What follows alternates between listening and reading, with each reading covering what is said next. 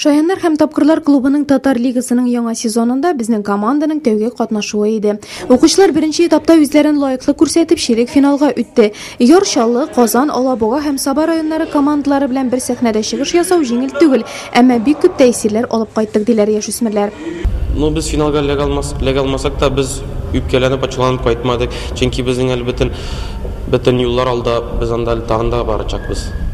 КВНның Татар лигасында төп айырма ул аралашу теле. Барлык командаларда туган татар телендә чыгыш ясады. Ринур Зарипов 2-2 командасы вәкиле. Татар телендә КВН бик күңелле килеп чыга. Моның үз үзенчәлеге дә бар дип белдерә. Миңа инде КВН уйнарга эше инде. Особенно Татар лигасында. Чөнки Татар лига ул татар телендә ул безнең телебез, безнең милләт телебез.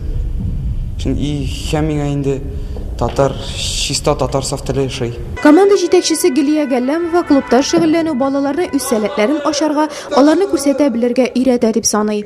Беренче ярышта без инде четвертьфиналны узып кайттык. Әлбәттә, ул безнең өчен бик горурлык иде, бик шатлык иде. Һәм менә бу ярты финалга без декабрь аенда бардык. Ярты финалга әлбәттә уза алмадык, чөнки безнең арада көчле командалар бик күп иде. Ләкин минем укучыларым үзләренең көчләрен алдагы көннәрдә дә сынашырга дип шундый максат белән кайттылар инде. Мин әлбәттә залда утырганда да укучыларымның шулай чыгыш ясауларын карап, мин татар телендә чыгыш ясауларын карап, мин әлбәттә горурланып, шатланып утырдым. Чөнки татар теле әлбәттә киләчәктә үсәчәк һәм шушы татар безнең татар теле шушы татар яшьләрендә дигән өметтә калдым.